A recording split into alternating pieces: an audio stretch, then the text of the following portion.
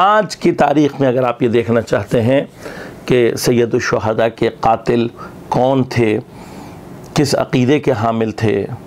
किस मसलक से ताल्लुक़ रखते थे, तो अभी हालिया एक कॉन्फ्रेंस हुई है जिसका ज़ाहिरी नाम दिफ़ा सहाबा दिया गया है, लेकिन मैं इसको एक नाम देता हूँ कि ये आल पार्टीज़ कातिलाने इमाम हुसैन कॉन्फ्रेंस हुई है।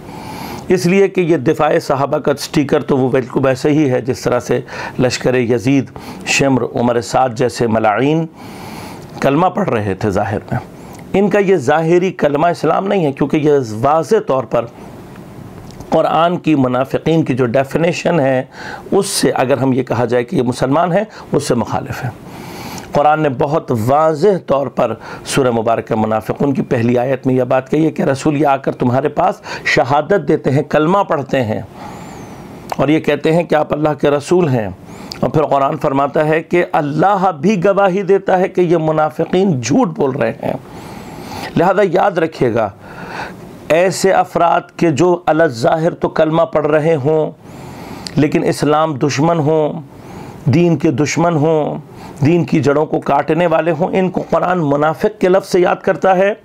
और इनके बारे में कुरान कहता है कि अल्लाह गवाही देता है कि ये झूठे हैं। इनके कलमे को सच मानना खुदा की गवाही को झुटलाना है।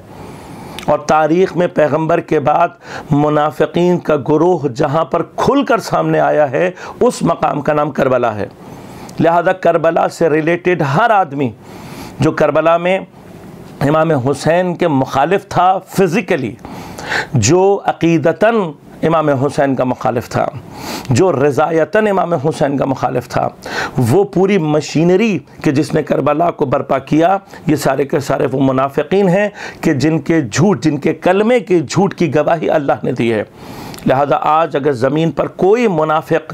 उन मुनाफिकीन को सच्चा साबित करने की कोशिश कर रहा है, उनको मुसलमान और बाद में सहाबी रसूल जैसी बाअज़मत उनके लिए मकाम का कायल बनने की कोशिश कर रहा है, तो वो ख़ुद मौजूदा ज़माने का मुनाफिक है। देखिए, ये बात हम सबको समझने की ज़रूरत है कि इस्लाम के दामन में ख़तरनाक तरीन दुश्मन इस्लाम का मुनाफिक रहा है, और जो कोई इसका इनकार करेगा वो कुरान का इनकार करेगा। इसलिए कि कुरान ने मुसलसल तमाम कुरान आप जहाँ से शुरू करेंगे आपको मुनाफिकीन का तज़किरा मिलेगा। ये नहीं हो सकता, इट्स नॉट पॉसिबल